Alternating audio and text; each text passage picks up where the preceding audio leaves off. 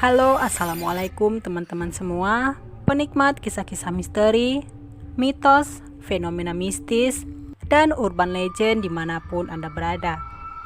Kembali lagi bersama saya di podcast Fenomena Tanpa Jasad. Terima kasih banyak buat teman-teman yang sudah bersedia mampir dan berkunjung ke channel ini. Buat teman-teman yang belum subscribe, tolong di-subscribe dulu ya. Dan nyalakan juga tanda loncengnya, agar teman-teman selalu dapetin notifikasi, update kisah dan pengalaman menyeramkan terbaru dari kami. Berikan like jika teman-teman suka dengan kisah yang kami bawakan. Berikan komen jika ada masukan dan sarannya ya. Dan silahkan share video ini jika menurut teman-teman video ini bermanfaat.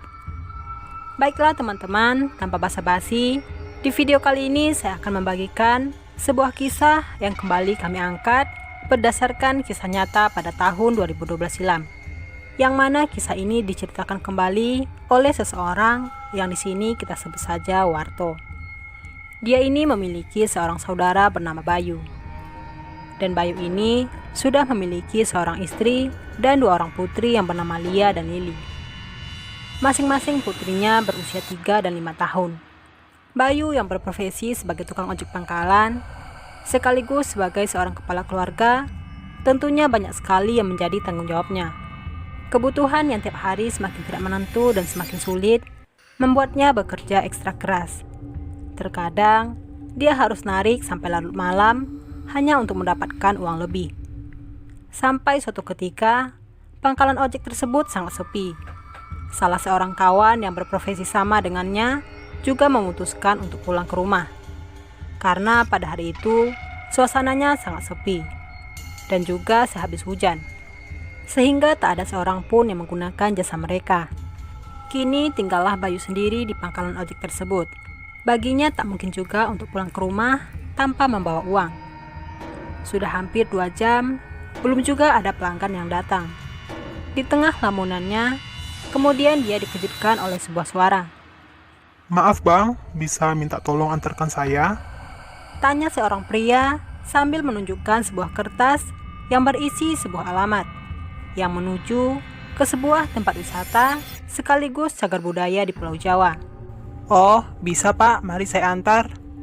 Jawab Bayu sedikit girang.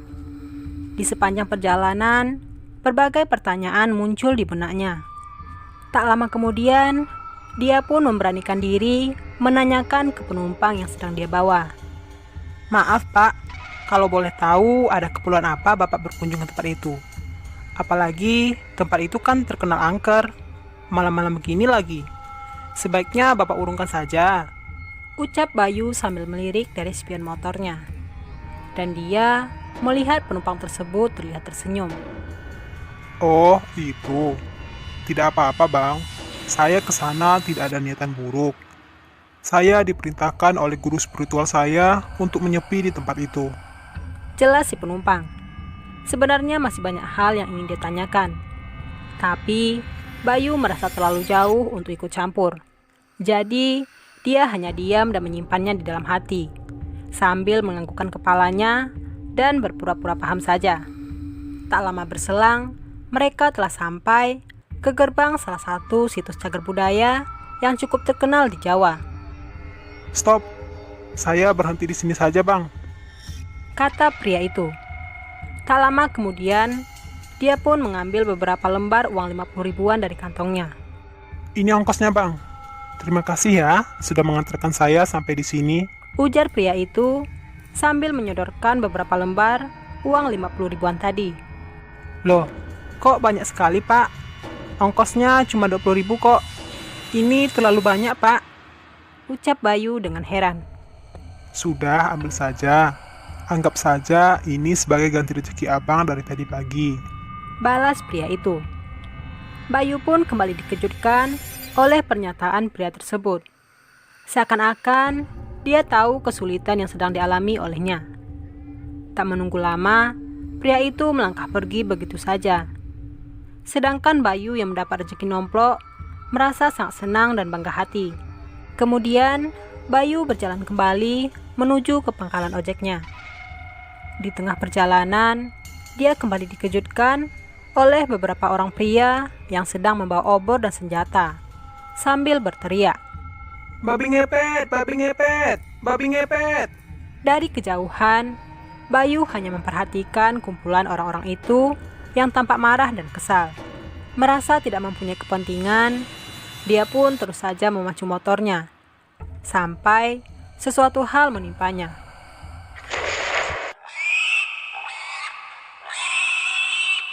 Tiba-tiba motor yang dia kendarai yang cukup kencang menabrak seekor babi yang berukuran cukup besar. Seketika itu, dia pun terjatuh dari motor, dan babi tersebut juga terlihat merintih kesakitan. Tak lama kemudian, babi itu terbangun. Dengan perasaan yang kesal dan marah, Bayu pun mengambil sebatang kayu, lalu dikejarnya babi tersebut. Dan perlahan, babi itu berjalan menerobos semak belukar, lalu masuk ke dalam hutan. Sedangkan Bayu yang telanjur emosi, mengejarnya dari belakang. Setelah cukup lama mengejar, dengan sekejap babi itu hilang dari pandangannya. Namun, alangkah terkejutnya Bayu saat itu, bahwa tanpa sadar, dia telah berada di mulut goa. Tepatnya, di dalam area situs budaya yang jaraknya cukup jauh dari tempat dia tadi terjatuh. Belum sempat dia menenangkan diri, Akhirnya kamu datang juga. Memang tidak salah aku memilihmu. Mari, masuklah. terdengar suara dari dalam gua. Dengan ketakutan, Bayu perlahan mulai memasuki gua tersebut. Dan ternyata, di sana ada seorang pria yang duduk bersila di atas batu sambil mengenakan kain hitam telah menyambutnya. Pria itu adalah pria yang sempat menyewa jasa ojeknya tadi. Maaf Pak, saya heran. Kok bisa ya saya sampai di sini? Padahal tadi saya sedang mengejar babi yang membuat saya terjatuh dari motor. Benar-benar aneh, Ujarnya dengan heran. Kamu tidak salah.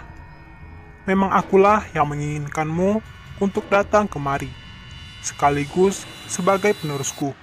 Jelas pria itu. penerus? Maksudnya? Saya benar-benar tidak mengerti Pak. Tanya Bayu dengan bingung. Sudah, silahkan duduk dulu. Dan lupakan semua urusanmu.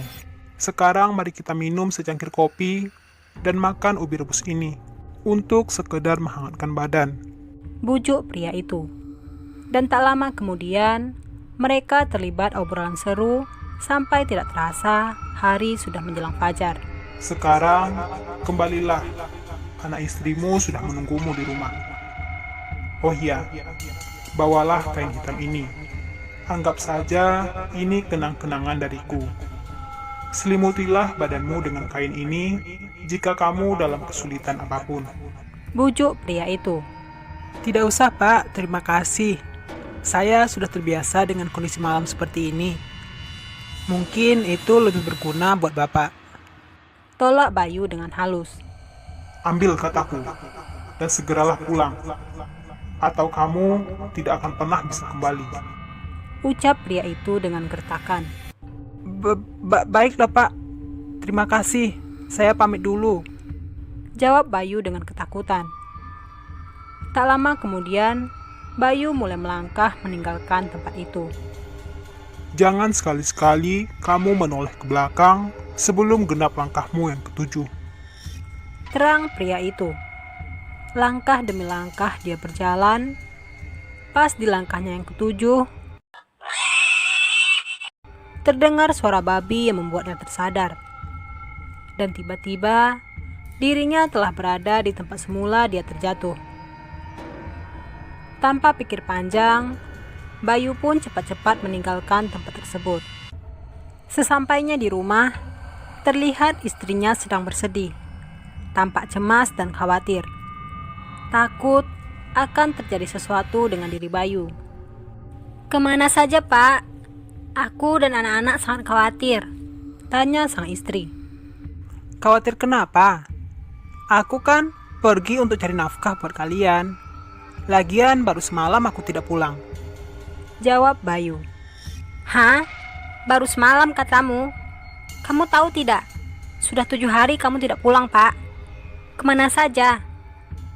Dan itu kain apa yang kamu bawa, Pak?" sahut istrinya. Apa? 7 hari? Sudahlah Bu, mari kita masuk, nanti Bapak jelaskan. Setelah beberapa saat, akhirnya sang istri memahami keadaan yang dialami oleh suaminya. Tak lama kemudian, keadaan mereka berjalan normal seperti biasa. Sampai suatu ketika, anak keduanya yang bernama Lia jatuh sakit dan harus dirawat di rumah sakit dalam waktu yang cukup lama. Hingga akhirnya pihak rumah sakit memutuskan untuk operasi. Penghasilannya yang sebagai tukang ojek sepertinya tidak cukup untuk membayar biaya rumah sakit anaknya itu. Sempat dirinya beberapa kali mencari pinjaman ke sana kemari, namun tidak juga membuahkan hasil. Bayu benar-benar buntu saat itu. Sepintas dia pun teringat dengan ucapan pria yang bertemu dengannya tempo hari. Dengan perasaan yang percaya tidak percaya, dia mulai membuktikan omongan pria tersebut. Diambilnya selembar kain hitam, dan dengan sedikit ragu, kemudian dia menyelimuti badannya dengan kain hitam itu. Dengan sekejap, badannya menggigil hebat. Sekujur badannya terasa ditusuk duri. Perlahan dia merasakan tubuhnya mulai menyusut. Dan tanpa dia sadari, badannya bergerak lincah mengikuti aroma harum yang berasal dari rumah-rumah megah dan mewah milik penduduk. Dan dia merasa itu bagaikan mimpi. Tapi begitu sadar dan terbangun, tiba-tiba Bayu melihat di atas kain hitam itu sudah dipenuhi lembaran uang dan perhiasan yang tidak sedikit jumlahnya. Kemudian dia gunakan harta itu untuk berobat anaknya Lia. Dan sisanya dia gunakan untuk membeli perabotan rumah tangga. Tanpa dia sadari, hampir setiap malam Bayu melakukan ritual itu. Pundi-pundi hartanya semakin banyak menumpuk. Perlahan tapi pasti. Kemudian Bayu pun memulai usaha angkutan umum. Puluhan angkutan umum kini telah dia miliki. Di saat yang sama, muncul rumor babi ngepet yang merajalela. Banyak harta warga yang hilang di jarah. Tapi tak satu pun dari mereka yang mencurigai Bayu. Karena sifatnya yang suka memberi, sekaligus pandai bergaul. Isu-isu itu semakin hari semakin merebak. Sampai akhirnya sesuatu terjadi pada hari itu. Tepatnya pada Sabtu pagi.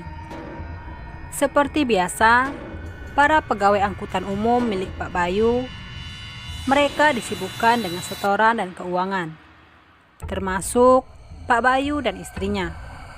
Sementara itu, kedua anak Pak Bayu yang berada di dalam rumah sedang asik bermain. Tiba-tiba, salah satu anaknya yang bernama Lili mendengar suara babi dari dalam kamar orang tuanya. Kemudian dia pun masuk dan mengambil kain hitam milik Pak Bayu, lalu memainkannya. Perlahan tubuhnya berubah menjadi babi kecil. Lili yang merasa takut dan kebingungan menangis sejadi-jadinya. Dia tidak tahu apa yang harus dia perbuat. Setiap orang yang didekatinya selalu menendang dan melemparinya dengan batu. Warga kampung yang sudah kesal dengan isu babi ngepet itu akhirnya menangkap dan mengurungnya. Tapi suatu keanehan terjadi. Takut. Aku mau pulang. Babi kecil itu menangis. Kemudian salah seorang warga di sana memberanikan dirinya mengambil sebuah parang, lalu menyembelih babi tersebut. Tak lama setelah itu, babi itu dia jual ke pasar dan mendapatkan harga yang lumayan tinggi, dikarenakan kondisi babi itu yang bersih dan gemuk. Sedangkan di sisi lain, Pak Bayu dan istrinya yang mengetahui anaknya hilang langsung memeriksa, dan ternyata kecurigaannya terbukti bahwa kain hitam itulah menjadi penyebabnya.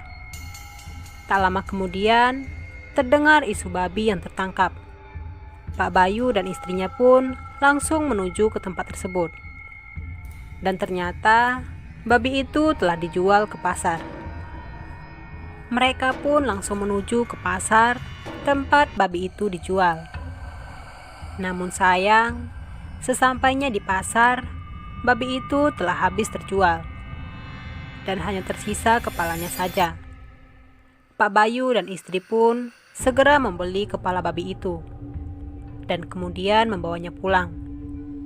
Setelah dilakukan ritual, perlahan kepala babi itu berubah menjadi sebuah kepala yang ditutupi oleh sesobek kain hitam. Kepala itu tidak lain adalah kepala Lili, anak Pak Bayu yang berusia 5 tahun. Setelah peristiwa itu, kepala Lili dikuburkan dengan layak dan keluarga Pak Bayu memutuskan untuk pindah. Setiap malam, babi jadi-jadian itu terkadang menampakkan diri dengan berwujud anak perempuan di badan babi, mendatangi setiap warga. Bagi makanannya, Bu. Lalu dia pun menghilang di kegelapan. Kisah ini diceritakan kepada kami dengan berlatar belakang tahun 2012 silam. Oke teman-teman semua, sampai di sini dulu kisah urban legend dan kejadian mistis kali ini dari fenomena tanpa jasad. Semoga teman-teman semua dapat mengambil hikmah dan nilai positif yang terkandung dalam kisah tersebut. Untuk kisah-kisah misteri lainnya, silahkan pantengin terus channel ini ya. Dan jangan lupa untuk tekan tombol subscribe, like, comment, and share-nya ya, biar kami makin semangat membawakan kisah-kisah berdasarkan urban legend dan kisah nyata yang benar adanya dari berbagai narasumber. Semoga bermanfaat. Jika teman-teman sedang mendengarkan kisah ini, pastikan lampu menyala dan tidak dalam keadaan sendiri, karena bisa jadi Anda tidak sendiri. Terima kasih. Salam keramat, satu nyali tanpa jasad. Wassalamualaikum warahmatullahi wabarakatuh.